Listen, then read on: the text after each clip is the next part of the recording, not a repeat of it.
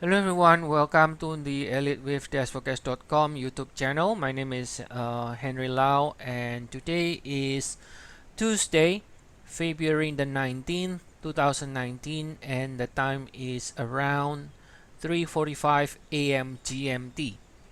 So for today, we will be taking a look at the S&P.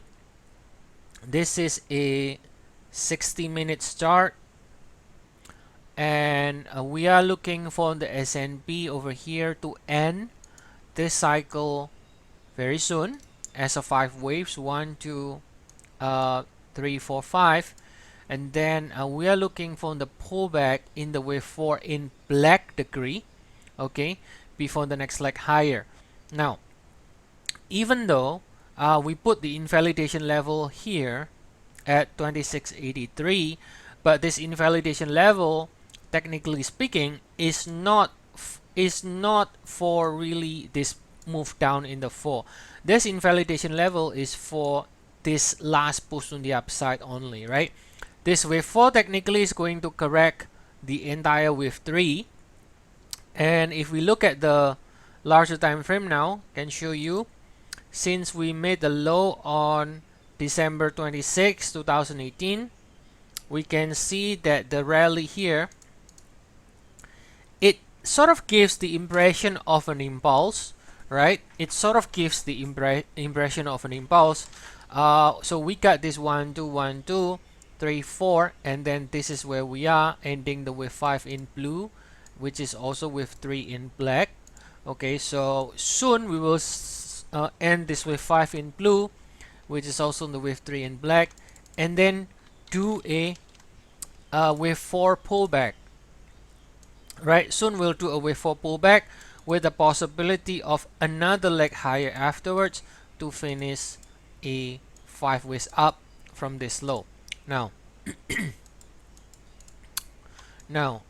so this is what we're looking for.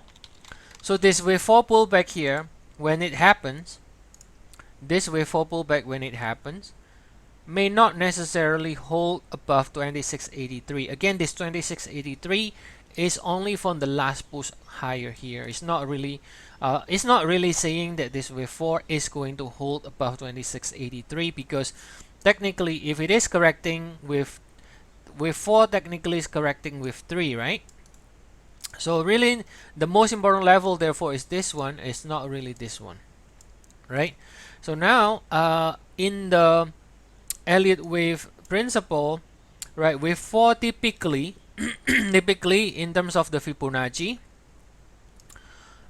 falls around 23.6 to 38.2 retracement, right? So if I'm assuming that wave 3 or wave 5 is going to end soon, so I'm just going to assume it's somewhere around here, then we can go to revisit the previous wave 4 in the lower degree, which is around 2633, 2689 for this wave 4 pullback, okay, in 3 waves.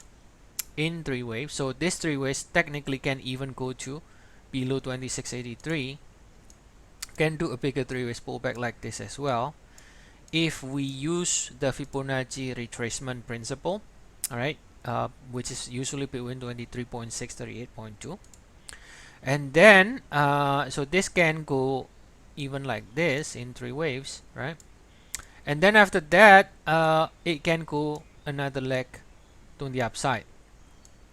So in other words, if we are still within the wave 4, so that means this correction here that we will see in the S&P is going to find buyers in 3 7 11 swing, and ideally somewhere from this blue box over here, assuming we're gonna end this wave 3 soon.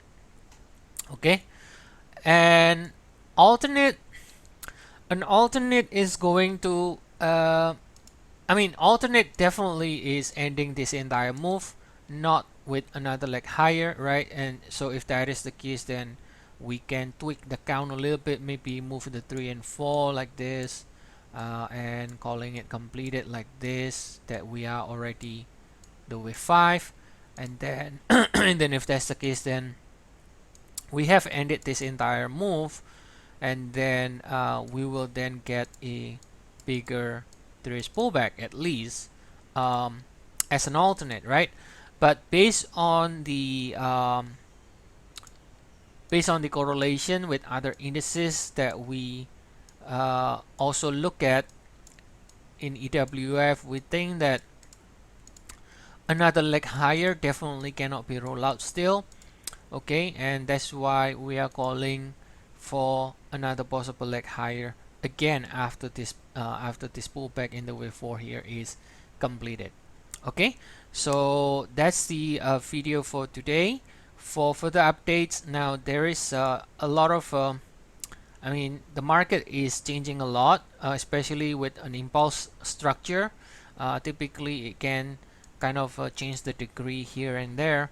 For further updates, if you are trading S&P and indices, you can look at the member area, and we got a 14 days free trial. The link is provided in the description of the YouTube video. And otherwise, see you guys again tomorrow. Have a nice day, everyone.